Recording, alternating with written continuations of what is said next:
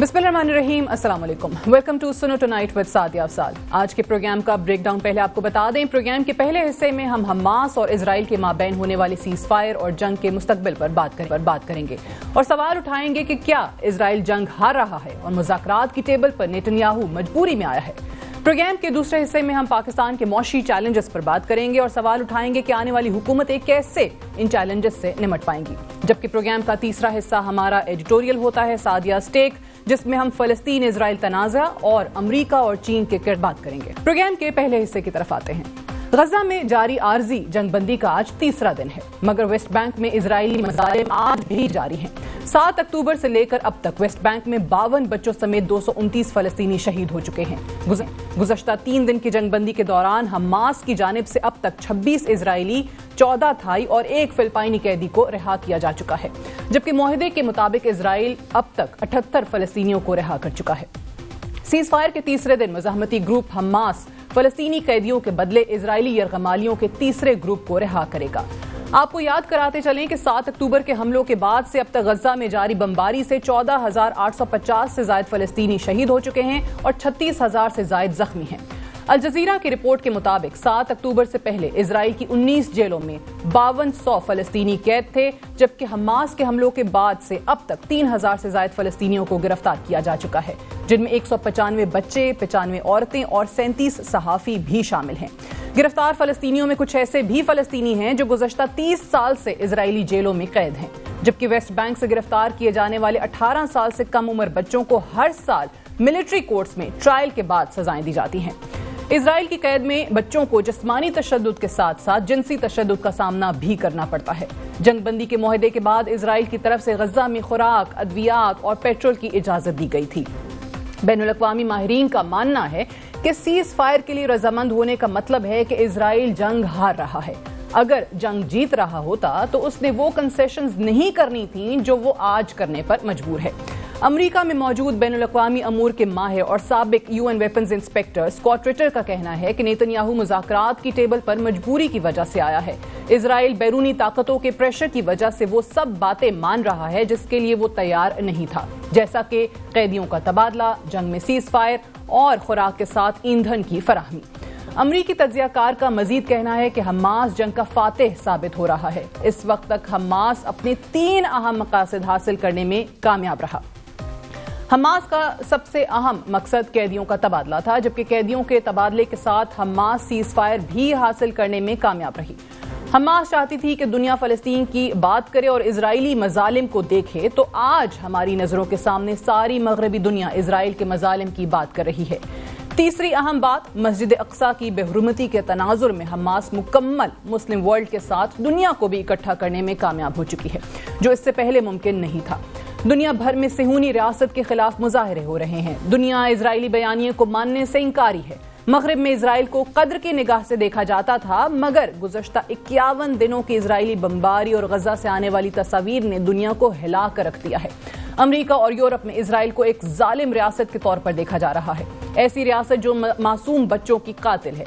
यही वजह है कि अमरीका के अंदर भी अमरीकी नौजवान नस्ल इजरायली मसनूआत का बॉयकॉट करती हुई नजर आ रही है। प्रोग्राम के इस हिस्से में हम गुज़श्ता 51 दिन की बात करेंगे, सवाल उठाएंगे कि क्या इजराइल जंग में कमजोर होता हुआ दिखाई दे रहा है और क्या हमास अपने टारगेट्स अचीव करने में कामयाब हो चुका है। इस पर बात करने के लिए हमारे साथ मौजूद हैं सेनेट में चेयरमैन कायमा कमेटी बराए दिफा सेनेटर मुशाहिद हुसैन सैयद साहब। बहुत शुक्रिया सेनेटर साहब, आपने प्रोग्राम के लिए वक्त निकाला। सबसे पहले तो बताइएगा, फॉर 51 डेज जो जिस तरीके से जंग जारी रही, जो आर्जी सीज फायर भी हुआ है, आलमी दबाव इतना था कि इजराइल को ये करना पड़ा, आर्जी सीज फायर की तरफ जाना पड़ा, या आपको लगता है कि उनको वाकई इदराक हो गया है कि वो पसपाई का शिकार हैं? देखें जी, ये जितनी तारीख है अरब इजरायली जंगों की जी, ये सबसे तवील जंग हुई। कई रियासतों के साथ भी अरब इजराइल 48 में जंग हुई, 56 में हुई, 67 में हुई, 73 में हुई, फिर फलस्तीनियों से भी बैटल ऑफ बैरूत भी हुई, लेकिन इतनी तवील जंग नहीं हुई। और वो भी हमास के खिलाफ रियासत जो है गाजा में, और छोटी सी रियासत है, इलेक्टेड है Hamas, by the way elected organisation है 2006 के इलेक्शन के बाद। तो अंग्रेजी में जो कहते हैं ना कि you are winning bye not losing, کہ آپ جیت رہے ہیں کیونکہ آپ ہار نہیں رہے. تو جس طرح انہوں نے ان کا مقابلہ کیا ہے, مزاحمت کی ہے, اور جس طرح انہوں نے اکتوبر 7 کو کمال کا سرپرائز پیش کیا کہ اتنی بڑی فوج, جو کہتے ہیں کہ دنیا کی 5ویں بڑی فوج, زبردست فوج ہے اسرائیل کی فوج کے بارے, اور موساد انٹیلیجنس کو انہوں نے اس کو کیا. تو میں سمجھتا ہوں کہ میں تو سلام پیش کرتا ہوں فلسطینی مجاہدین کو اور فلسطینی عوام کو, بچے بچیاں, خواتین و مرد کو, کہ انہوں نے کس طریقے سے مقابلہ کیا, اور ابھی تک ان کے حوصلے وہ پست نہیں ہوئے, وہ قائم ہے. اور انہوں نے وہ 30 سال کے جو آپ نے قیدیوں کا ذکر کیا ان کو رہا کرا لیے.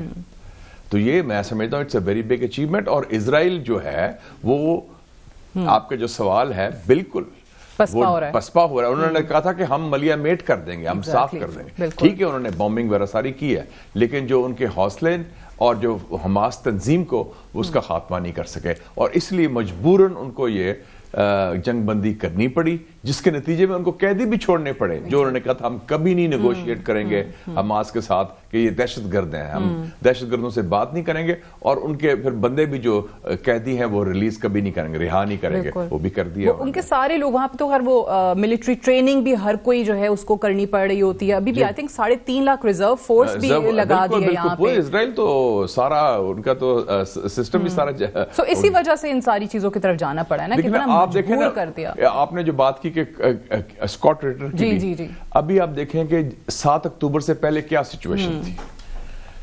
نیتن یاہو آپ کو پتا ہے UN جنرل اسمبلی کیا ہے 25-26 ستمبر کو اس نے ایک میپ پیش کیا, دا نیو مڈل ایسٹ کے نیا مشرقی وسطی ہے. اس میں فلسطینیوں کا ذکر ہی کوئی نہیں تھا کہ فلسطین ایگزسٹ نہیں کرتے.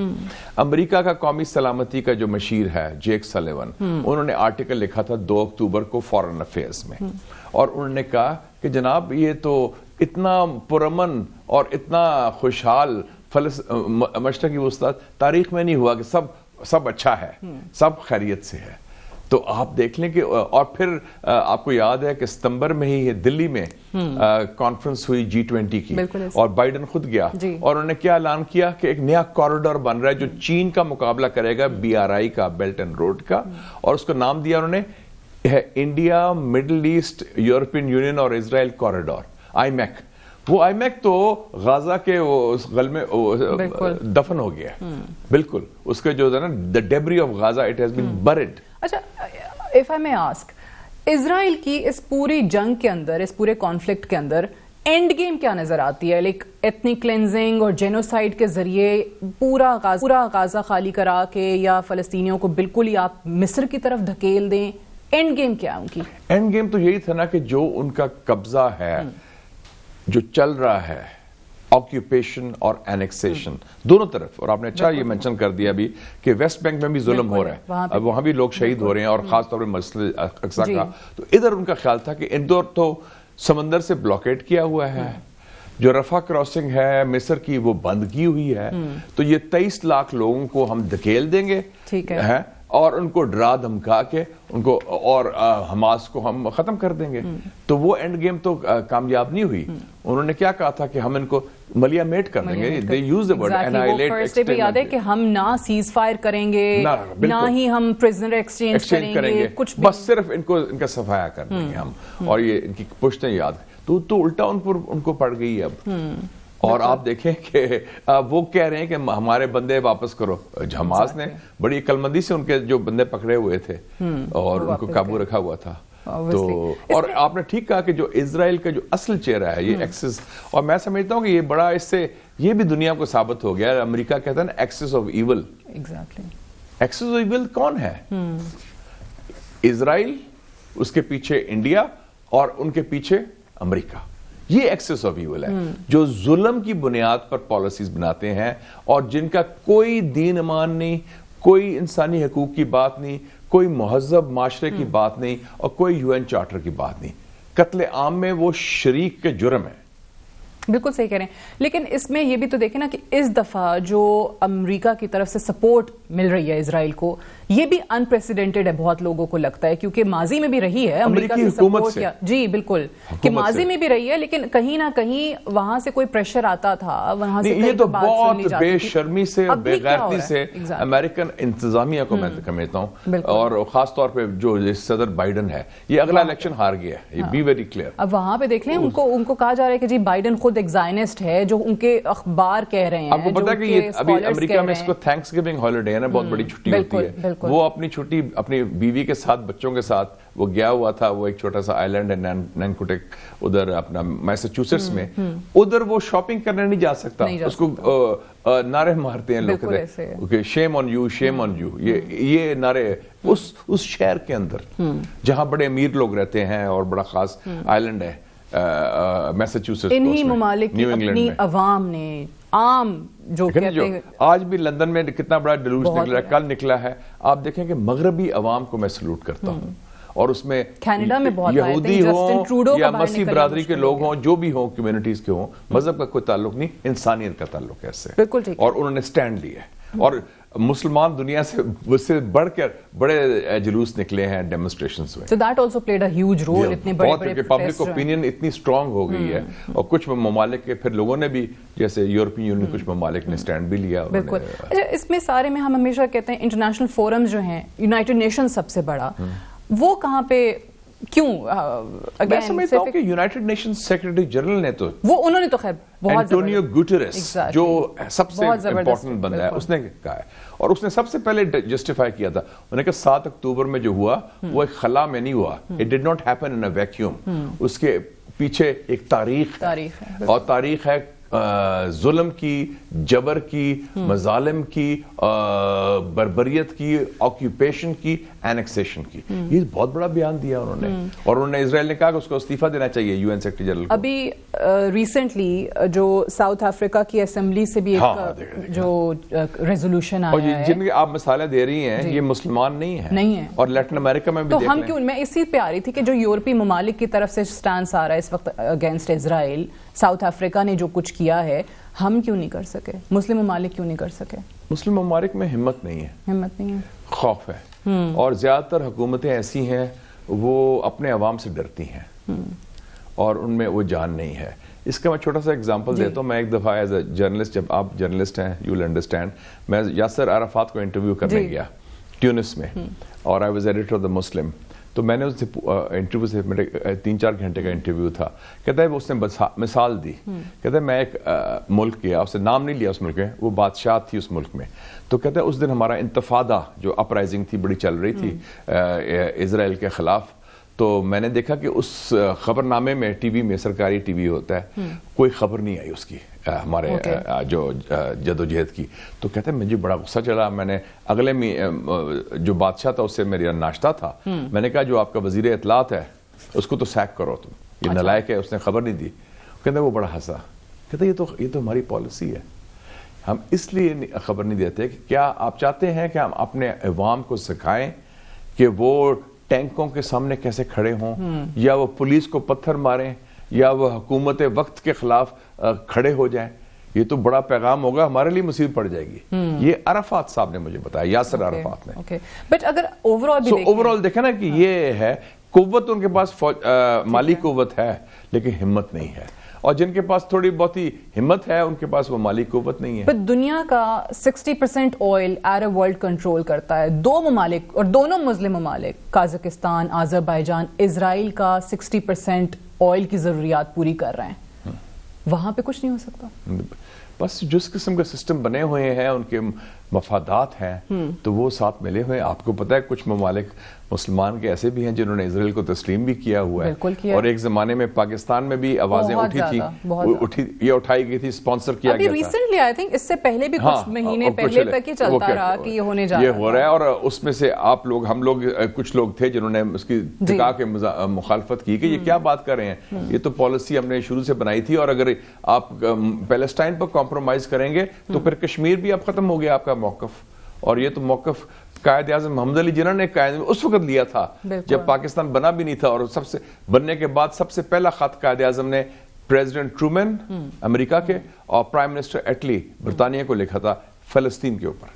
ओके, बिल्कुल ठीक है। अभी चाइना के भी अगर किरदार पे बात करें, जो उनके प्रेसिडेंट की तरफ से रीसेंट बयान आया जो ब्रिक्स में आया, उन्होंने फिर एक अमन कॉन्फ्रेंस बुलाने की भी बात की है। So where do you see that happening? क्योंकि अमेरिका ने ये करके रूस और चाइना को एक्सेस तो दे दिया, मैदान तो खुला छोड़ दिया। ये आपने बड़ी इंपॉर्टेंट बात की कि इस वक्त एक नई डिवाइड आ गई है बैन अल-अक़वामी सियासत में, जिसे कहते हैं ना global south. Asia, Africa, Latin America, led by China, supported by Russia, ये एक तरफ आ गए हैं।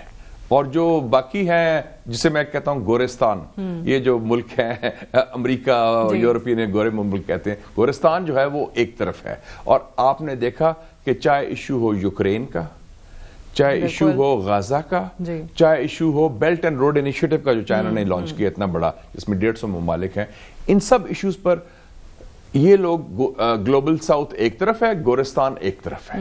तो वो एक बहुत बड़ी तकसीम आई है और उसमें अमेरिका ने और यूरोपियन यूनियन ने बहुत लूज किया है। मैं समझता हूं कि ये नाकाबिले तलाफी नुकसान हुआ है। इस गाजा की जो जंग हो रही है 7 अक्टूबर के बाद, एक टर्निंग पॉइंट है आलमी सियासत में। अभी जो रूस जो जंग जीता है यूक्रेन के अगेंस्ट, वहां पे भी जो उनके प्रेसिडेंट की तरफ से, ज़ेलेंस्की की तरफ से शिकवे आ रहे हैं, वो यही आ रहे हैं ना, उनको पैसा मिल रहा है, वो इमदाद मांग रहे हैं, नहीं मिल रहा है। तो और जो यूएस का हमेशा से रहा है कि जी एक जंग का हिस्सा बनते हैं और उसके बाद अबैंडन कर देते हैं, आपको छोड़ के चले जाते हैं, अब वो यहाँ आ गए। यहाँ पे अबैंडनमेंट अभी आती हुई नजर नहीं आ रही। देखिए अमेरिका का तो आपको पता है कि दीन मानी, उन्होंने क्या किया अफगानिस्तान में, क्या किया पाकिस्तान के साथ, और यूक्रेन से भी उनको लड़ा रहे हैं और फिर भाग जाएंगे बाद में। तो वो तो मकसद उनका यही है कि सिर्फ अपने मकासद पूरे करने का।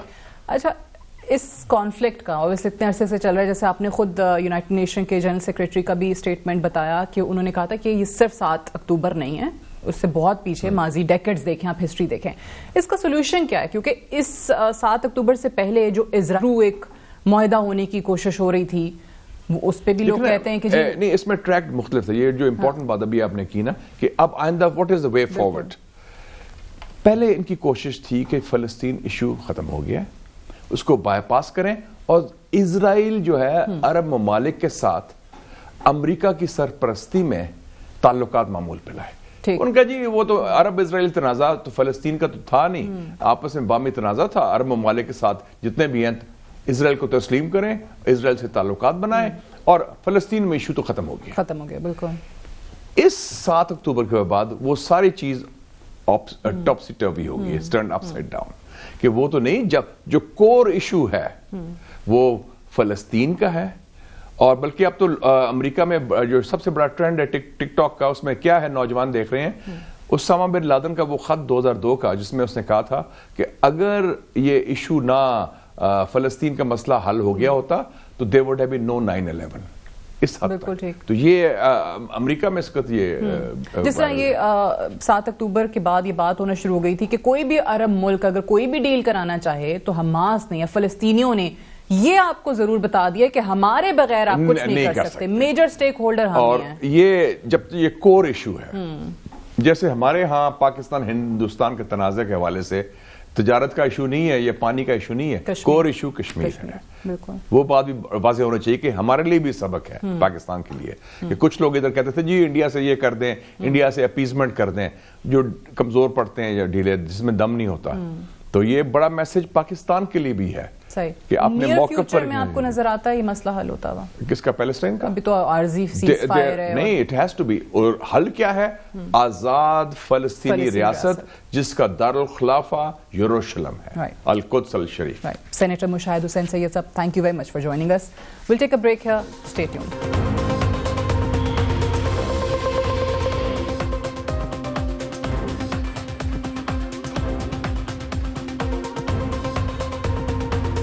Welcome back. पाकिस्तान के मौशी मसाइल में बेहतरी आती हुई दिखाई नहीं दे रही। मुल्की और गैर मुल्की कर्जों का पहाड़, आमदन से ज्यादा सूद की अदायगी रियासत पाकिस्तान के लिए सबसे बड़ा चैलेंज बनता हुआ दिखाई दे रहा है। पाकिस्तान का एनर्जी सेक्टर गर्दिशी कर्जों के दबाव में मजीद पिसता जा रहा है। गुज़श्ता हुकूमतें बीमार सरकारी इदारों की निजकारी में नाकाम रही, जब जूदा निगरान हुकूमत निजकारी के अमल को आगे बढ़ाने की कोशिश में मसरूफ है, मगर अभी तक कोई खातिर खा कामयाबी हासिल नहीं हो सकी।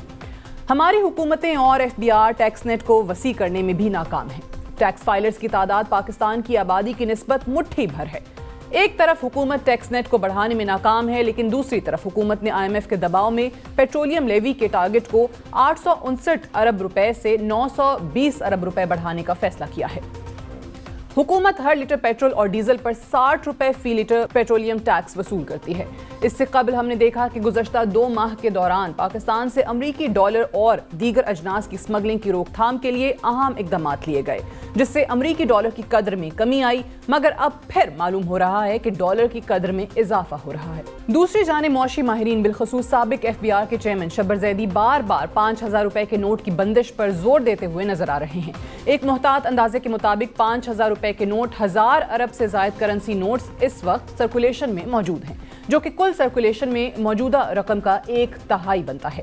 معاشی ماہرین کے مطابق 5000 کا کرنسی نوٹ بلیک اور سمگلنگ میں سب سے اہم ٹول کے طور پر استعمال ہوتا ہے، جس میں ایک بڑی تعداد میں کرنسی پاکستان کے بجائے افغانستان میں پائی جاتی ہے، جس سے پاکستان کی بلیک مارکیٹ سے ڈالر خرید کر افغانستان سمگل ہوتا ہے۔ معاشی ماہرین کی تجویز کے باوجود ریاست پاکستان 5000 روپے کے نوٹ کی بندش کی طرف نہیں بڑھ سکی، جس سے نہ صرف سمگلنگ بلکہ پاکستان کے اندر موجود بلیک مارکیٹ پر بھی ایک کاری ضرب لگے گی۔ دوسری جانب ہم دیکھ رہے ہیں کہ نگران حکومت کی پالیسیوں میں عوام کے لیے کہیں نرمی نظر نہیں آ رہی۔ ہفتہ وار مہنگائی کی اگر بات کی جائے تو مسلسل دوسرے ہفتے مہنگائی 40% سے اوپر رہی، جس کی بنیادی وجہ گیس کی قیمتوں میں ہوش ربا اضافہ ہے۔ ایک سال پہلے کے مقابلے میں گیس کی قیمتوں میں 1100% سے زائد اضافہ کیا گیا ہے۔ نگران وزیر خزانہ ڈاکٹر شمشاد اختر کے مطابق پاکستان کے قرضوں کی صورتحال انتہائی تشویشناک حد تک پہنچ چکی ہے، جس کے بارے میں ان کا کہنا ہے کہ اٹس انسسٹینیبل۔ اسلام آباد میں سسٹینیبل ڈیولپمنٹ پالیسی انسٹیٹیوٹ کے سیمینار سے خطاب میں نگران وزیر خزانہ کا کہنا تھا کہ قرضوں کے اہم ایشو کا ڈیل کرنا پاکستان کے لیے انتہائی اہم ہے، اور اس وقت پاکستان کو نئے بیرونی قرضے حاصل کرنے میں بھی دقت ہو رہی ہے۔ نگران وزیر خزانہ کا مزید کہنا تھا کہ گزشتہ 2 دہائیوں کے دوران ٹریڈ ڈیفیسٹ نے ہمارے قرض کی پوزیشن کو انتہائی کمزور کر دیا ہے۔ FBR کی کلیکشنز کا 3/4 رقم صرف ڈیٹ سروسنگ میں استعمال ہو رہی ہے۔ IMF کے تخمینے کے مطابق جون 2025 تک پاکستان کے بیرونی قرضوں کا حجم $131 بلین تک رہے گا، جو کہ گزشتہ تخمینوں کی نسبت $8 بلین کم رہے گا، جس کی بنیادی وجہ قرضوں کی ادائیگی کی کم ضرورت کے ساتھ کم کرنٹ اکاؤنٹ خسارہ ہوگا۔ پروگرام کے اس حصے میں ہم سوال اٹھائیں گے کہ کیا مثبت معاشی پالیسیوں کی عدم موجودگی پاکستان ایک بار پھر ڈیفالٹ کی طرف بڑھ رہا ہے؟ پاکستانی حکومت اور ٹیکس اکٹھا کرنے والے ادارے ٹیکس نیٹ کو وسیع کرنے کے بجائے پیٹرولیم لیوی پر کیوں انحصار کر رہے ہیں؟ 5000 روپے کے نوٹ کی بندش کی راہ میں رکاوٹ کیا ہے؟ اور بیرونی قرضوں کے حجم میں کمی کیسے ممکن ہو سکے گی؟ اس سب پر بات کرنے کے لیے اس وقت پروگرام میں ہمارے ساتھ موجود ہیں ماہر معیشت ڈاکٹر خاقان نجیب صاحب۔ بہت شکریہ ڈاکٹر صاحب، آپ نے پروگرام کے لیے وقت نکالا۔ سب سے پہلے تو بتائیے گا، آپ سے پہلے بھی معیشت کے اوپر بہت زیادہ بات ہوتی رہی ہے، آپ کی سجیشنز بھی آتی رہی ہیں، کوئی تجاویز، کوئی سجیشنز اس وقت آپ کو لگ رہا ہے کہ سنی جا رہی ہیں؟ کوئی نگران حکومت کی طرف سے جو ڈائریکشن سیٹ کی جا رہی ہے، جو اقدامات لیے جا رہے ہیں، تسلی بخش ہیں؟ سعدیہ، اگر آپ میرے کوئی بھی انٹرویو سن لیں پچھلے 2 سال میں، تو one thing I been very very clear about, Pakistan کو IMF سے کوئی انحراف نہیں ہے۔ بالکل صحیح۔ یہ میں آج بھی کہتا ہوں کہ اگلے 1 سال اور 3 سال کے ہورائزن میں بھی پاکستان کو IMF سے کوئی انحراف نہیں ہے۔ جس ملک کو $25 ارب کی ضرورت ہو، جس ملک کی کریڈٹ ریٹنگ بہت ویک ہو، اس کو IMF کی امبریلا کی ضرورت ہوتی ہے۔ میں یہی ایڈوائس سری لنکا کو بھی دیتا ہوں، میں یہی ایڈوائس پاکستان کو بھی دیتا ہوں۔ اس کا اچھا جو اثر ہے وہ یہ ہے کہ پہلی دفعہ 30 ستمبر کے ٹارگٹس ور لارجلی میٹ، اور اس کی وجہ سے پہلا جو ریویو ہے وہ ہو گیا ہے۔ پاکستان کے زر مبادلہ کے ذخائر سعدیہ جولائی میں 8.7 ارب تھے، وہ آج 7.5 ارب سے نیچے چلے گئے ہیں۔ You need the $700 million of IMF and you need the $1.5 billion of the World Bank, AIIB, ADB and IDB if you want to stay comfortable on the external front. So ایک تو بالکل کلیئر یہ بات ہے۔ So ملک کو بھی تیار رہنا چاہیے، پالیسی میکرز کو بھی۔ اپریل میں یہ پروگرام ختم ہو، you should be thinking of making hard choice of transitioning into a new programme. یہ ہے پاکستان کی ایکسٹرنل کی مینجمنٹ جو پاکستان کو کرنی ہے۔ نمبر 2 آپ نے ایک اچھا کام کیا, اور یہ بھی I've been adamant on this کہ افغان ٹرانزٹ ٹریڈ میں پچھلے 10 سال سے کہہ رہا ہوں ملک کو نقصان پہنچا رہا ہے, اس پہ ایکشن لیجئے, but we have been afraid and uncomfortable to take that action. ہم نے کچھ ایکشنز لیے ہیں اور اس سے کچھ آپ کو آنے والے سالوں میں دکھائی دے گا کہ ہمارا امپورٹ بل جو ہے وہ نیچے آ جائے گا, ہمارے ڈالرز جو خرچ ہو رہے ہیں وہ نیچے آ جائیں گے, بیکاز بہت بڑا حجم جو افغان ٹرانزٹ ٹریڈ میں آتا ہے وہ پاکستان کی اکانومی میں بکتا ہے. میں آپ کو ایگزیکٹ نمبر دوں, پچھلے سال $4 ارب افغان ٹرانزٹ ٹریڈ ہوئی, پچھلے ایک سال میں وہ بڑھ کے, یعنی کہ ایک سال کا حجم جو ہے وہ $6.7 ارب پہ بک گیا. یہ جو پنکھے بکتے ہیں, یہ جو الیکٹریکل اکوپمنٹ بکتا ہے, یہ جو چائے آتی ہے, یہ جو فائبر ہے جو کمی استعمال نہیں ہوتا افغانستان میں, یہ سارا جو ہے وہ پاکستان میں بکتا ہے. تیسری بات, ڈی ڈالرائزیشن کا کچھ امپیکٹ آیا, یہ بھی میں نے کلیئرلی کہا ہے کہ یہ واپس جانا شروع ہو گیا, تو وہ لوگوں کو لگ رہا ہے کہ نرمی آنا شروع ہو گئی اقدامات میں. ہوا کیا ہے, ریزن کیا بنا ہے؟ 2 ریزنز ہیں. ایک تو ریزن یہ ہے کہ یاد رکھیے کہ ایک ڈی ڈالرائزیشن ایسے شروع کی تھی کہ ایک مارکیٹ ایسی بنی ہوئی تھی کہ ایک انٹر بینک آفیشیل مارکیٹ ہے جو اسٹیٹ بینک چلاتا ہے, ایک ہم نے کرنسی ایکسچینج کمپنیز کو اجازت دی ہوئی ہے کہ وہ ریمیٹنسز لائیں, وہ یہ کام کریں. ایک تیسری مارکیٹ بنی ہوئی تھی جو کہیں نو یور کسٹمر کے بغیر, آئی ڈی کارڈ کے بغیر ہر انسان, میں پیرس میں کام کر رہا تھا Sadia for the past year اور سو, تو مجھے ہر کوئی یہ فون کر کے پوچھتا تھا ڈاکٹر صاحب ڈالر کب خرید لیں. اینیکڈوٹل ایویڈنس کلیئر تھا کہ every one was buying dollars and saving in them. اس مارکیٹ کو ختم کرنے کی کوشش کی گئی, میں نہیں کہتا کہ پوری طرح ختم ہوئی, تو وہ سارے پیسے فلو ان کرنا شروع ہو گئے آپ کے انٹر بینک میں, آپ کی اوپن مارکیٹ میں بھی بہتری آئی. اب وہ جب پیسے آئے تو آپ کا روپیہ جو ہے وہ اسٹرینگتھن ہو گیا. اس کے بعد ہم نے کچھ پیمنٹس کی ہیں, کچھ ہم نے یہ کیا ہے کہ امپورٹ پہ قدغن اٹھائی, because IMF was coming to review, so obviously آپ کو you had to go lighter. آپ نے کچھ ڈیویڈنڈس کی بھی پیمنٹس کی ہیں, کچھ royalties. One of the leading airlines کا manager, I fly that airline, used to say کہ ڈاکٹر صاحب ہمارے پیسے نہیں کلیئر ہو رہے. اب he would say to me کہ سارے تو نہیں, بٹ کچھ کلیئرنسز شروع ہو گئی ہیں. So again you can understand کہ جب امپورٹ بل بڑھا, جب ہمیں ڈالر ان کو دیے, تو ڈالر کی جو ڈیمانڈ ہے وہ بڑھی, تو آپ کو اس وقت یہ دکھائی دے رہا ہے. But let's come December, I think your funds will flow in. So یہ 2 چیزیں ہوئی ہیں ابھی تک. عرصے سے ایک سجیشن سامنے آتا رہا ہے, and I would like to talk about that, کیونکہ شبر زیدی بھی بہت زیادہ اس پہ بات کر رہے ہیں, 5000 کا نوٹ بند کر دیں.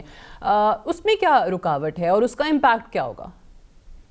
دیکھیے, کوئی بھی پالیسی جو ہوتی ہے نا, وہ اپنے الون کوئی امپیکٹ نہیں دیتی. میں آپ کو اس کی ایک مثال دیتا ہوں تو پھر سمجھ آ جائے گی.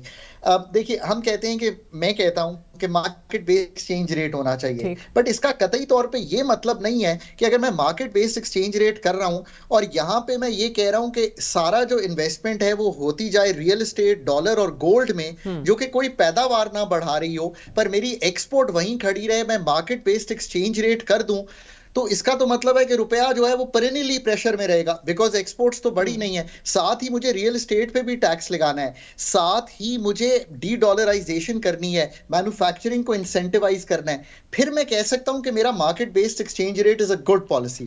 یہ جو 5000 کا نوٹ ہے نا, یہ بھی ایک ایسی ہی چیز ہے. تو آپ کو سادہ الفاظ میں سمجھ آ گئی ہوگی کہ خالی exchange rate is not the solution. 5000 کا نوٹ کا کیا مسئلہ ہے؟ دیکھیں, اس وقت ایک دیر از ٹو مچ گوئنگ آن. سو ہر چیز کا ڈی مانیٹائزیشن جب انڈیا نے کی, it didn't go well in India, it took a lot of time for things to settle down. یہ کیا اس لیے گیا تھا. اب 5000 کی ویلیو کیا رہ گئی ہے, مطلب بہت ہی کم ویلیو رہ گئی ہے. یہ کیا اس لیے گیا تھا کہ آسانی کی جائے پیمنٹس میں.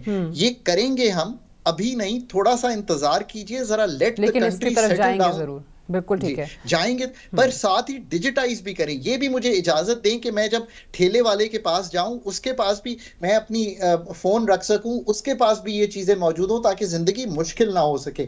کرنسی ان سرکولیشن بہت ہائی ہے, 9 ٹریلین کے قریب, 8.5 ٹریلین چلتی ہے. اس کو نیچے لانا ہے, انفارمیلٹی کو ختم کرنا ہے, but you have to privatise which is your first mode of action. ابھی بہت سے اور کام, ابھی تو جو چیزیں دیکھ رہے ہیں, جو ٹیکس کلیکشن کا اتنے عرصے سے ہم رو رہے ہیں کہ جی نہیں بڑھ پا رہا ٹیکس نیٹ, اور ابھی تو اپیرنٹلی ایسا ہی لگتا ہے کہ صرف اور صرف پیٹرولیم لیوی جو ہے وہی ایک آخری آپشن رہ گیا ہے ٹیکس نیٹ بڑھانے کا. اس کے علاوہ بھی کچھ سمجھ میں نہیں آ رہا کہ کیا کریں, یا ہو نہیں پا رہا ہے. اگر آپ کی خود وزیر خزانہ کی جو اسٹیٹمنٹس آئی ہیں ابھی, جو انہوں نے کہا ہے قرضوں کو لے کے بھی خاص طور سے کہ اٹس ناٹ ایون سسٹینیبل تو پھر کس طریقے سے نظام چلے گا؟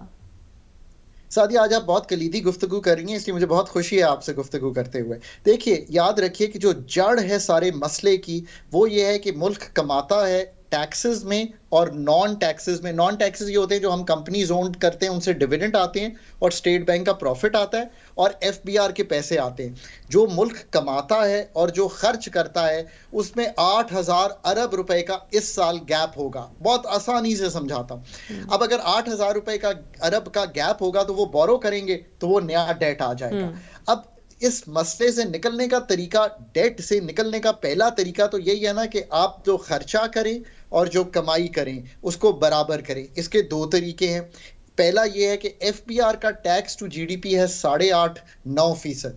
پاکستان میں اس وقت جو ٹیکس لاگو ہیں ان کی enforcement should get us about 12% tax to G D P on the F B R. اس کا مطلب ہے 12,000 ارب آنا چاہیے، آئے گا 9,400 ارب. اگر میرے پاس یہ 3,000 ارب ایکسٹرا آ جائے تو میں بورو 5,000 ارب کروں گا، بیکاز 8,000 ارب کی بوروئنگ کی ضرورت ٹوٹ جائے گی. یہ ہے کلیدی فیصلہ جو آپ نے کرنا ہے. اس میں دو چیزیں یاد رکھیے. کچھ ٹیکس ایگزیمپشنز ہیں، کچھ 2,200 ارب کی ٹیکس ایگزیمپشنز ہیں. یہ ہمارا اکنامک سروے، ہم خود لکھتے ہیں. یہ real estate, retail, wholesale, Pakistan کا ایگریکلچر انکم ٹیکس، یہ سب وہ چیزیں ہیں جو آپ نے کرنی ہے. اگر آپ نہیں کریں گے تو آپ ہمیشہ 700 سے 1,000 ارب تو یہاں پڑا ہوا ہے. اب یہ کام کرنے کے ہیں، انفورسمنٹ لانے کی ہے، رسک بیسڈ آڈٹ کریں. اور بہت ساری چیزوں میں جیسے ہم افغان ٹریڈ ٹرانزٹ کی بات کر رہے ہیں، ریاست نے کر کے دکھایا بھی ہے کہ اگر ریاست آ جائے اپنی منوانے پہ تو وہ کام کر سکتی ہے. ایسا نہیں ہے کہ نہیں ہو سکتے. ہمیشہ سے ہم یہی بات کرتے ہیں کہ جی کوئی کرنا نہیں چاہتا، ویل نہ ہو تو پھر یہ چیزیں ہوتی ہیں. لاسٹ ون لائنر اگر کچھ کہنا چاہیں، because then I have to wind up. Pakistan I M F SIFC کے under investment, administrative continued actions, new IMF programme and the structural work of Pakistan, یہ 5 سالہ ڈیفائننگ ایجنڈا ہونا چاہیے. Thank you very much doctor Khan sahib. Thank you for joining us. We'll take a break here. Stay tuned.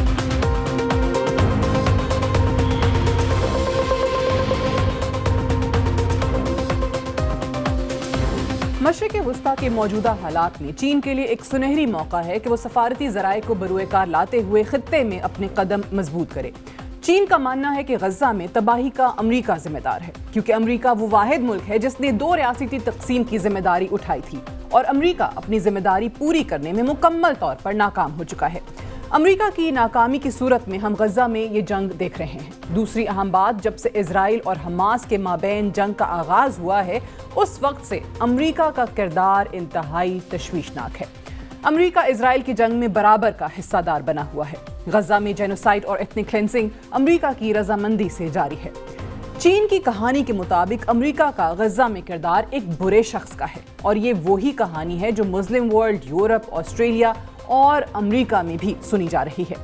یہ ایک بہت ہی powerful کہانی ہے جو چین دنیا کو بتا رہا ہے. آج کی موجودہ صورتحال میں چین کے لیے ایک سنہرا موقع ہے جس سے وہ خطے میں اپنے قدم مضبوط کر سکتا ہے، جبکہ امریکہ کے لیے یہ نہ صرف تشویشناک صورتحال ہے بلکہ ہر آئے روز کے ساتھ اس میں مزید دشواریاں پیدا ہوتی دکھائی دے رہی ہیں. امریکہ نہیں چاہتا کہ چین مشرق وسطیٰ میں اپنے قدم جمانے کی کوشش کرے.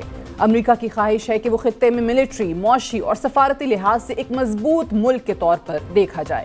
مگر آج غزہ کی موجودہ صورتحال کے پیش نظر امریکہ کے لیے بہت دشوار ہو چکا ہے کہ وہ خطے میں اپنا کنٹرول قائم رکھ سکے، کیونکہ امریکہ نے اسرائیل کی محبت میں چین اور روس کے لیے میدان مکمل طور پر کھلا چھوڑ دیا ہے. حیران کن طور پر امریکہ کے مد مقابل دونوں بڑی طاقتیں خطے میں کود چکی ہیں. آج سے 4 روز قبل غزہ کی صورتحال کے تناظر میں برکس کی ایکسٹرا آرڈنری میٹنگ کا انعقاد ہوا، جس میں چین نے کھل کر اپنے موقف کا اظہار کیا. چین کے صدر شی جن پنگ نے اپنے خطاب کے دوران 2 ٹوک موقف اپناتے ہوئے کہا کہ میں اس سے پہلے بھی کئی دفعہ یہ کہہ چکا ہوں کہ اسرائیل اور فلسطین کے تنازع کا حل 2 ریاستی تقسیم میں موجود ہے، جس سے موجودہ انتشار دور کیا جا سکتا ہے. فلسطین کے جائز حقوق کی فراہمی اور آزاد فلسطینی ریاست کے قیام تک خطے میں مستقل امن کی صورتحال پیدا نہیں کی جا سکے گی. چینی صدر کی طرف سے انٹرنیشنل امن کانفرنس کے جلد انعقاد پر بھی زور دیا گیا، جو بااختیار ہو اور جس سے متفقہ عالمی رایامہ پیدا کی جا سکے تاکہ فلسطین کے امن کی مستقل بنیادوں پر راہ تلاش ہو سکے. गुज़श्ता 75 साल से जो बाइडन समेत तमाम अमरीकी सदूर दो रियासती तक़सीम पर जोर देते रहे हैं, जिसका अब जिक्र चीनी सदर ने भी किया है। फ़लस्तीन इजराइल तनाज़े का वाहिद हल एक आज़ाद फ़लस्तीनी रियासत के क़याम में है, मगर गुज़श्ता कई दहाइयों से अमरीका ने सही मानों में फ़लस्तीन के तनाज़े के हल के लिए कोशिश ही नहीं की और ना ही कभी इजराइल पर मसाइल के हल के लिए दबाव डाला है। यही वजह है कि इजरायली हुकूमत गुज़श्ता कई दहाइयों से दो रियासती तक़सीम को मानने के लिए कभी तैयार नहीं हुई और ना ही मसाइल के हल के लिए कोई मुस्तकिल राह तलाश की गई। गुज़श्ता 75 बरसों में अमरीकी सदूर ने दो रियासती तक़सीम की बात तो ज़रूर की, मगर कभी किसी ने अपने इख्तियारात का इस्तेमाल नहीं किया, जिसकी सबसे नुमायां वजह अमरीका के अंदर मौजूद इजरायली लॉबी और हार्ड लाइनर अमरीकी सपोर्टर्स हैं, जिन्होंने कभी सही समत में फैसला साजी नहीं होने दी।